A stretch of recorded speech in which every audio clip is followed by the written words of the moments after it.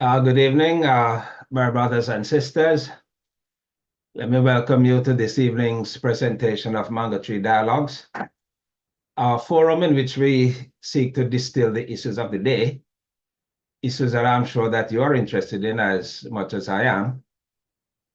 And as we sit under the mango tree, I'd like to welcome you and hope you'll have a very interesting evening.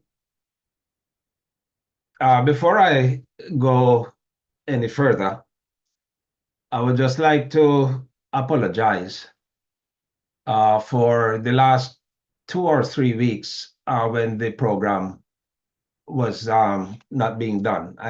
There are some of you who might have gone to the program to see it live, and there wasn't a presentation.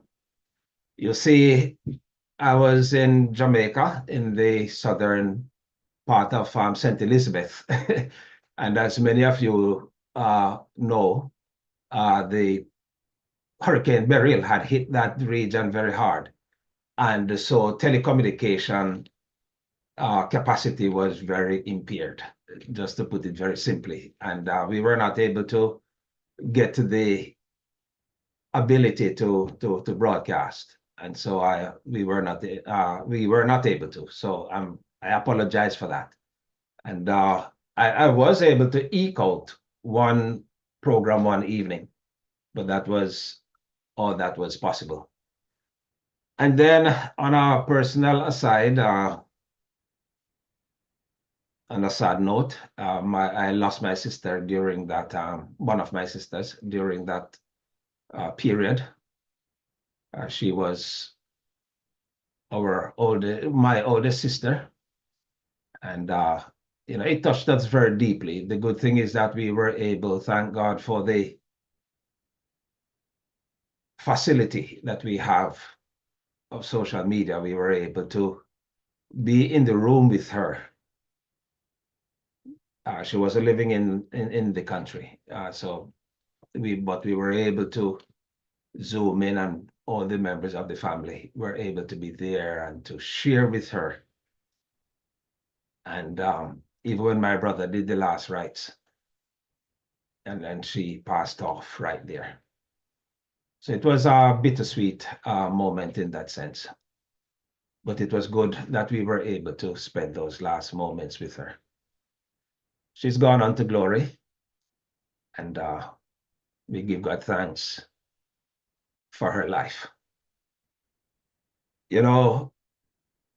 I was reminded of a section of the rubrics of the funeral service that we find in the Anglican/Episcopal prayer book that says, in the midst of life, we are in death.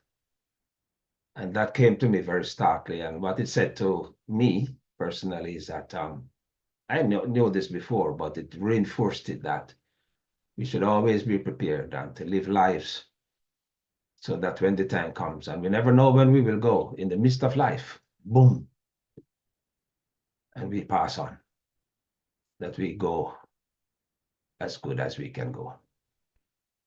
So may her soul rest in peace, and let perpetual shine upon her. All right, now to the things that are on my mind. As you know, this evening is Tuesday, and on Tuesdays we discuss matters pertaining to events happening in America and also in the wider international community. And this evening I would like to concentrate on two subjects. And the Labor Day that passed yesterday, and the two campaigns. This is still part of that nexus. The two presidents, the two campaigns for the presidency of the United States, the Harris-Walz and the Trump-Vance campaigns. And then I'd just like to wind up with what is happening in Gaza and the death of the 6 hostages, and where are we with that? debacle, so to speak. All right, so with regard to Labor Day, as I said, that was yesterday here in the United States. It was, I would say it was celebrated, but it was observed. And it's a very important holiday because it gives workers an opportunity to relax and to reflect on their personal lives. I don't think a lot of people spend time thinking any deeply about any philosophical basis for Labor Day. I don't think a lot of people spend time evaluating their own work and all the wonderful phrases that are used at this time about the dignity of labor. What we do know is that a lot of people hit the roads. Millions and millions of people went on the roads to different places, travel. The United States is a big country, and people use the opportunity and for holidays like these to really, go to visit family or go to a place that they have not been before and just relax. And that's good. There's nothing wrong with that at all. But one of the thoughts that hit me with regard to Labor Day is that we're talking about work. We're talking about the input that people put into the work that they are assigned and the tasks that they are assigned. And the thing that crossed my mind was the extent to which the work situation can be very hard. And it's very hard, especially on the poorer classes and the middle class in this country.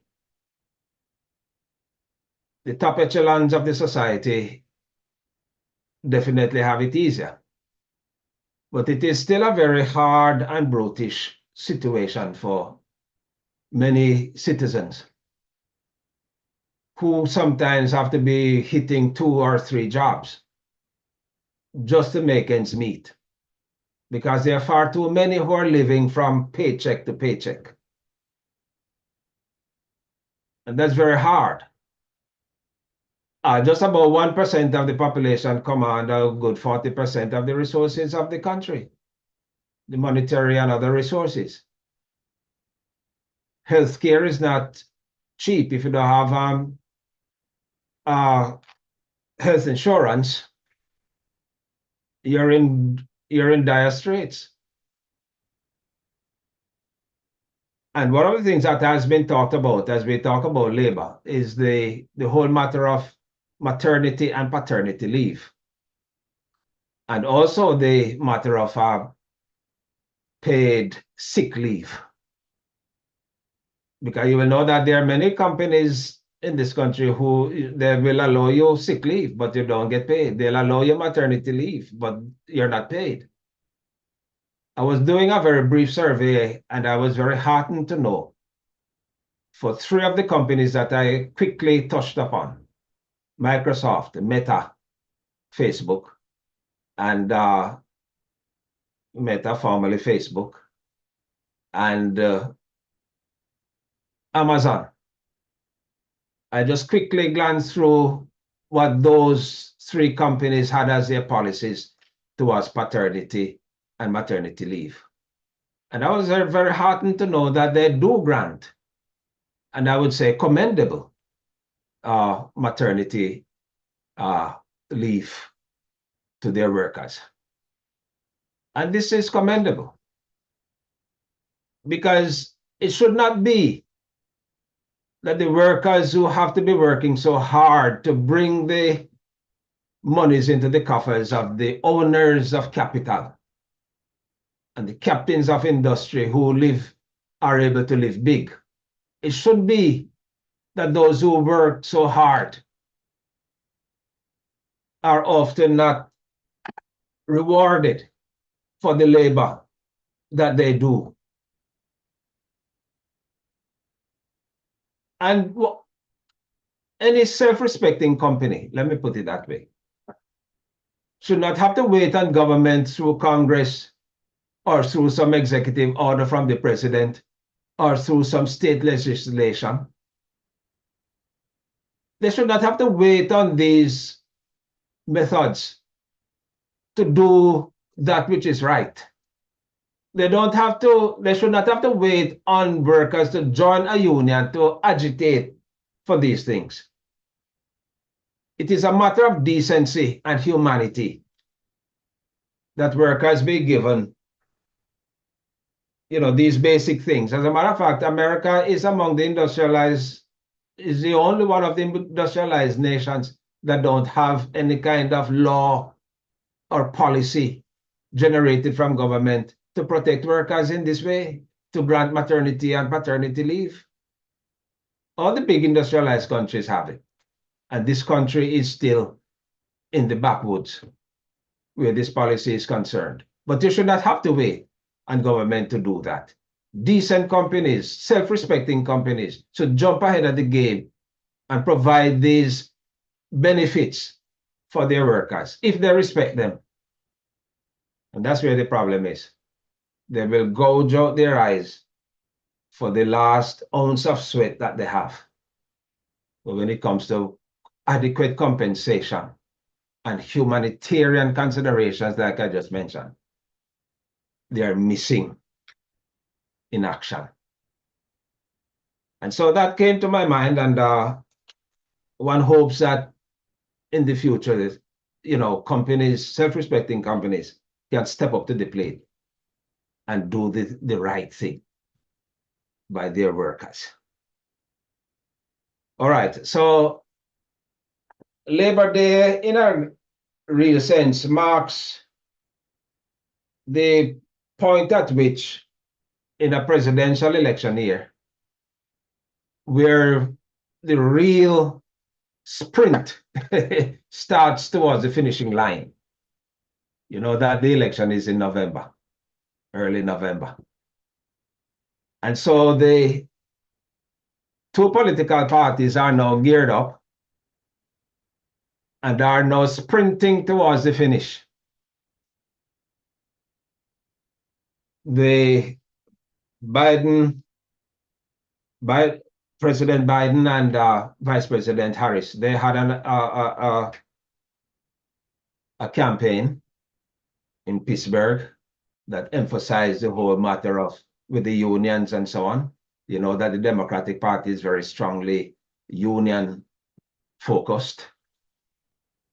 And so they had a rally in Pittsburgh to deal with matters pertaining to workers and to agitate, to help people to understand the kind of policies that the Harris-Walz, Tim Walz, presidency and vice presidency would want to pursue. I don't know what happened to the Trump. I don't know of any rally that that was done by him on Labor Day. I could be wrong, and I can be advised. But that was the focus of the Democratic contenders for the presidency and the vice presidency. Now,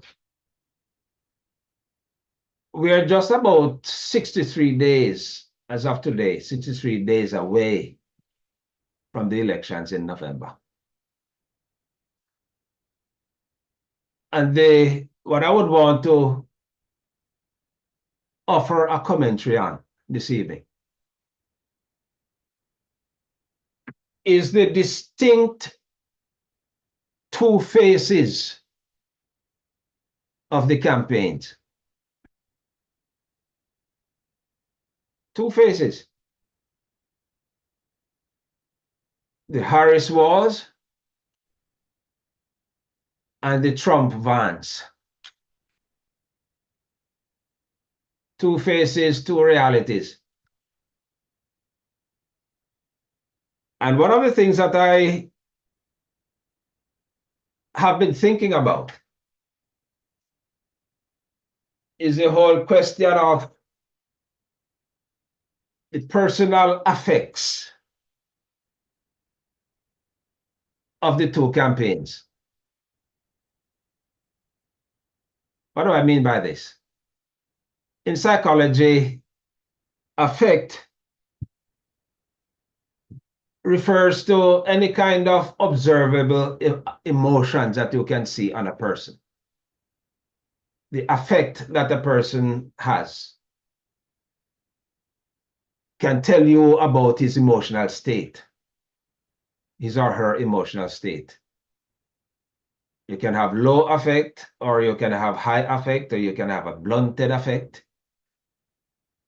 But it just tell you about the general demeanor of the person. You can look on and you can see, observe the level of emotional drivers that is driving that particular person. And it can be seen in campaigns, not just in persons, but it can be seen in campaigns where, of course, there are persons who are conducting those campaigns. And I say this to say that when you look at the effects of both campaigns, it is like night and day. When you see the Harris campaign, for example, Harris Walz campaign, you see jubilation, you see elation, you see joyfulness. As a matter of fact, the word joy has become a kind of sounding gong for the campaign. And this is understandable when, especially, and even, let me say this, even when President Biden was still in the campaign for the presidency and he attended all these his campaign stops, there was this level of elation and joy. Not to the extent that it is now with Harris, because a new dynamism has taken over in the party. And I think we understand well why that dynamism, because for the first time, the Democrats are very hopeful that they have a chance now to take over, to win the presidency. So there's a joy. But then when you look across at the Trump campaign, you'll find a kind of dour, doleful, dispirited, grievance-ridden set of candidates. There's no joy, much less to talk about palpable joy.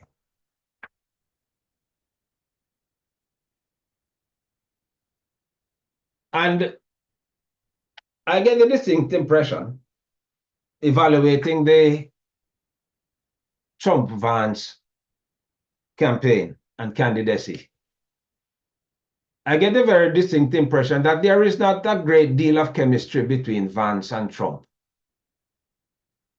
And this would have a very important effect on the affect, if you understand me, friends, of the candidates and the demeanor, the external demeanor that they present, because they seem not to be in cohesion, and there seem not to be a good, to me, just me perhaps observing as a therapist, observing that there is not this kind of personal chemistry between them.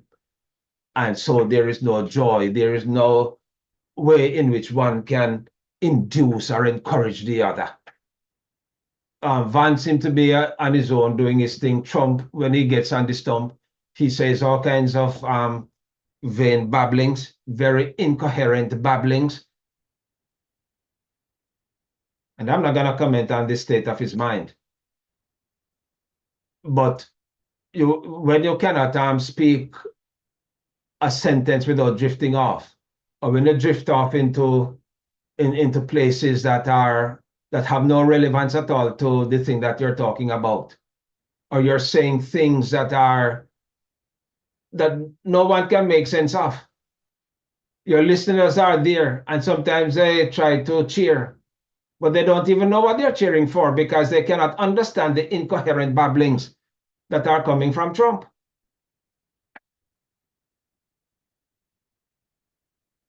There is no discussion of policy. He's just there. And sometimes you think that perhaps he'd prefer not to be there. He'd rather be at Mar-a-Lago, or he'd rather be on one of his golf courses. It is a kind of irritant just to be out there standing up and talking, because the campaign does not seem to be going anywhere. And so when he gets there, not having a particular set of policies to talk about, he just throws things to the wind and comes across as this kind of incoherent babbler. And so when he goes out there to speak, he asks himself the question, what shall this babbler say? You may think I'm being unkind, but you look at him, listen to him. You'd have to take my word for it. He gives you, every day he gets out there on the stump, ample reason to make the kind of deductions that I'm making. I know there are people who are going to say, oh, he hates Trump. No, I'm talking the truth, and you know it.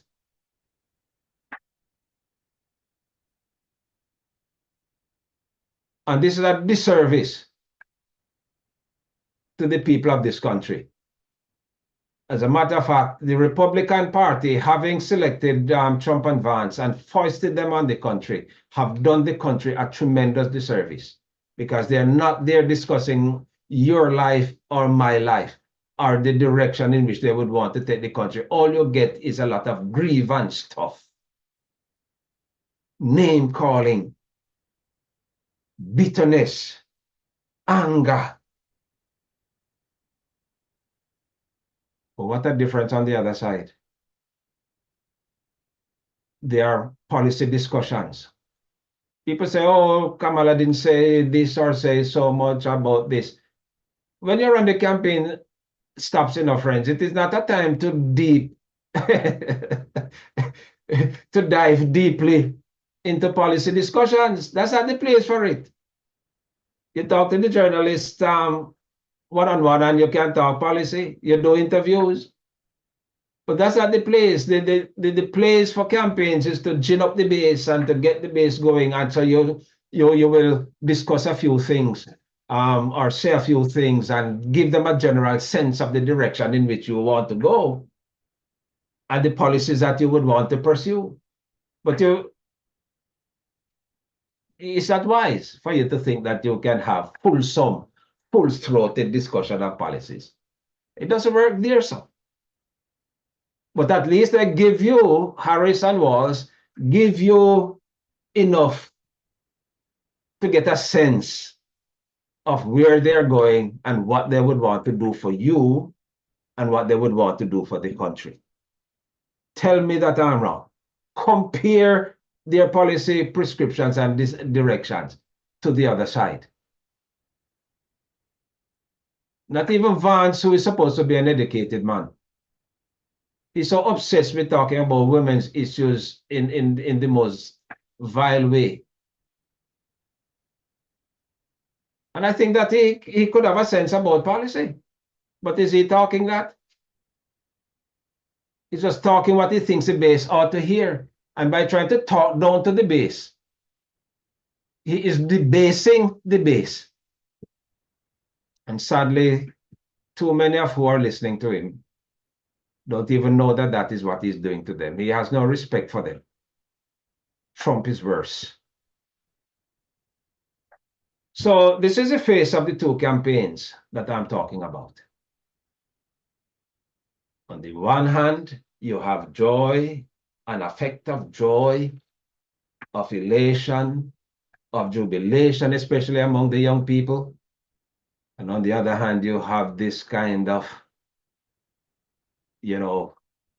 doleful, grievance-driven whiplash of things that do not edify. Yeah, that's the word I'm searching for, edify. And so then it comes on to this, friends. And I think I've said it before in one of my broadcasts, one of my commentaries. It comes down to this. 63 days before election, You have to understand that you are the employer. The voters of this country, the citizens of this country are the employers. And these people, whether they're running for the presidency, vice presidency, the governorship of any state, the Senate, the House, all the way down to the councils, the mayoral elections, anytime they come to you, any politician comes to you, they are asking for a job. For the president, it is, and the vice president is 4 years. And for most governors, as I understand it, especially 1 or 2 states, it's 4 or 2 years. Congress, it's in the House of Representatives every 2 years. Senate, 6 years. Can you imagine that? Some of these senators have not done anything at all but just warm benches in the Senate.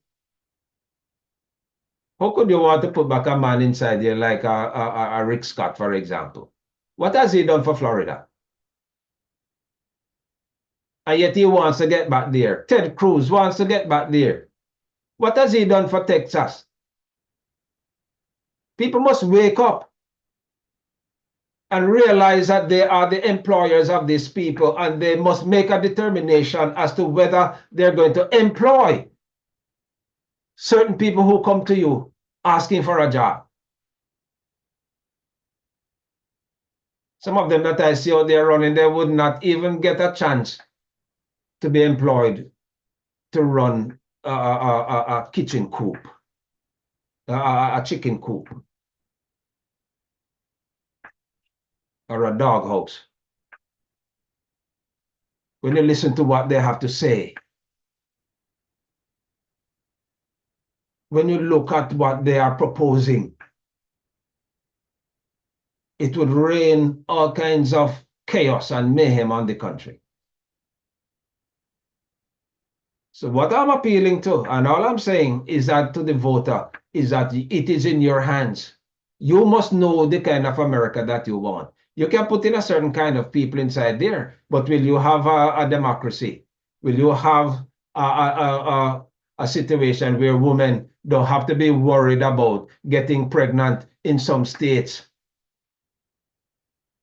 And if they have a miscarriage, they have to carry the dead fetus across another state just to get cleaned out, because these Christian nationalists call that abortion. Termination of pregnancy for a medical procedure that is life and death. And they're not allowed. Doctors are very careful because it is not even clear if they render any assistance at all, whether they will go to prison or be charged, arrested for it. That is where we are. And you have it in your hands, my brothers and sisters, to determine if you want to employ those people. As Joshua said to the children of Israel in Shechem, as for me and my house, not only will we serve the living God, but we know wherewith and where and on how the ballot must be cast. I don't want to belabor that anymore, but we are on the finishing line now. The sprint to the finish starts. Listen to the candidates. Listen to what they're saying. Don't be duped by them. Don't allow yourself to be bewitched. Listen carefully. Question them. Question their assumptions about policies. It's your life. It's your life. So if you want to turn a blind eye to what you're hearing and say, boy, because this person, I'm a Republican or I'm a Democrat, and this person sounds good or fits into the grid of my own thinking. If that's what you think is going to win the day, then be my guest. But it's not going to be helpful in the long run. Not after January 6th. I leave it there. All right, let me quickly get on to the other subject, which is the Gaza debacle, the Gaza situation.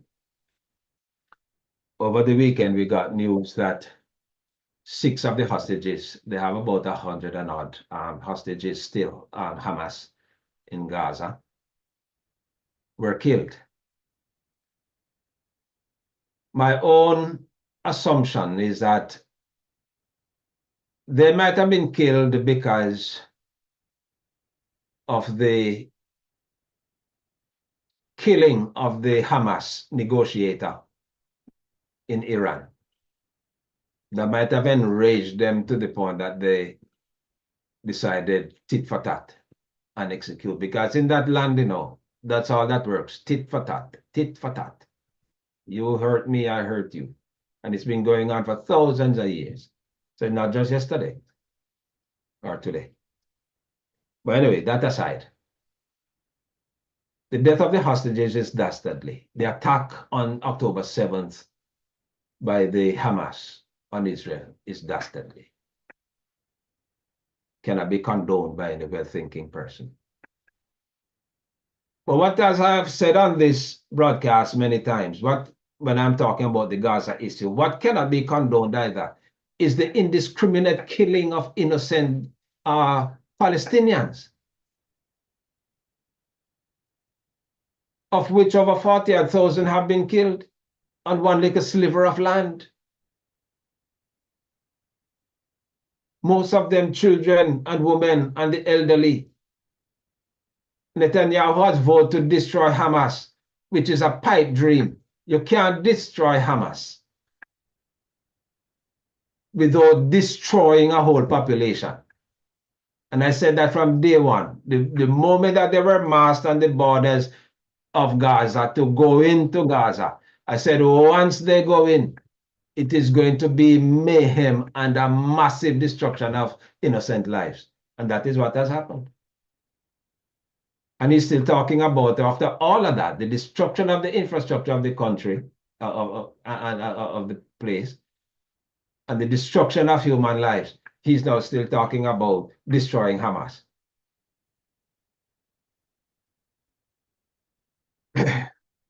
Well, the killing of these hostages has really put a new kind of perspective to the whole thing.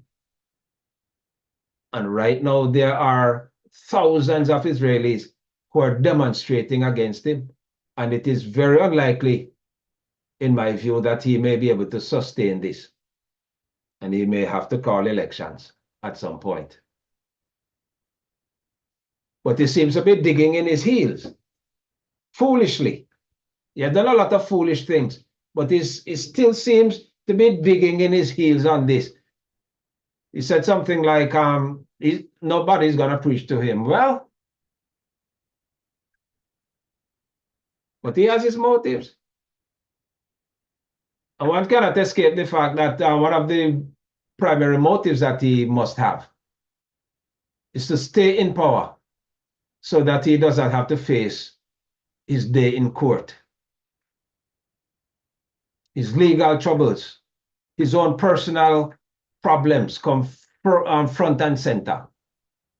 So you can kill off another 1,000 Gazan children. It doesn't matter, so long as I get to continue doing what I'm doing. What else could explain why, after he has done what he did in Gaza, he's now concentrating on the West Bank and starting trouble over there so too, and killing off people over there too, to start another war after he was over there in Lebanon. That has simmered down a little, simmered. But has not gone been erased. So he's down in West Bank, the West Bank, stirring up nationalist sentiments among the right-wing zealots down there. Remember, he has right-wing people in his government, and it is because of them that he is still in power. If they were not inside there, he would never be in power now. So he'll do anything to please them, because to please them is to cement himself in power. You understand? And so as long as there is war, he has a justification, or so he thinks, to continue in power. But time is running out. Time is running out, Mr. Bibi. And you need to refer to your scripture. When it was written for the king, mene teke uparsin. Somewhere there in Nehemiah. You have been weighed in the balance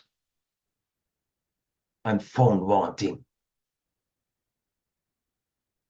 You have the blood of Gaza and children on your hands.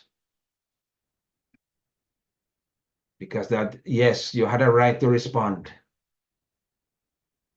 But no one has a right to respond indiscriminately to the extent that the International Court of Justice has to certify you a war criminal. You are a blot on the body politic of your country. I never know that I could live to say this, because way back in the day when he was just entering politics,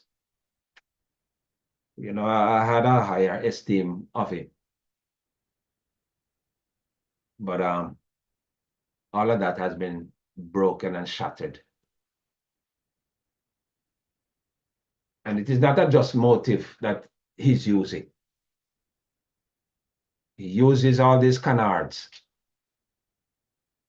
But his real motive is to keep himself in power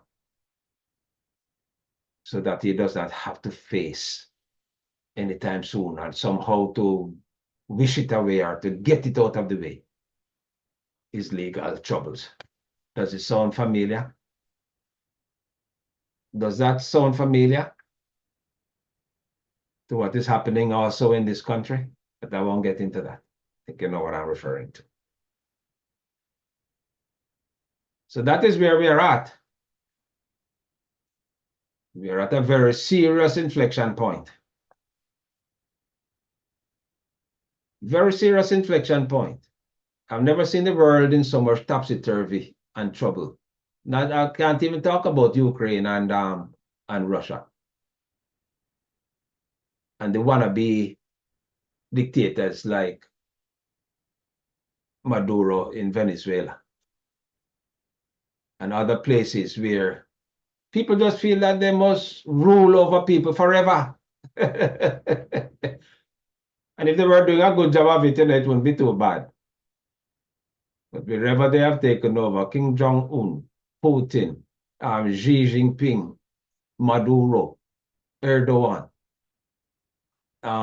Viktor Orban, all of these guys, they're doing a poor job with the economy, with the life of their people. And the only thing sustaining them in power is that they have gotten the military on their side. And that's why they treat the military well, especially the top honchos in the military. All right, but I'm going to leave it there. I'm going to leave it there and trust that by some, yes, divine intervention, to tell you frankly, we can see emerging a difference in that war-torn and troubled land. All right, so let me thank you for joining me under the mango tree this evening. The broadcast will be up live by tonight. It should be up live, and you can always go there, share it with somebody. If you think that it is of value, what I'm saying, and it has some importance for other people to hear, who for many reasons might not have been able to join us, then just share it. There's a share button. Click it and boom, you can send it to them. And while you're there, like the broadcast,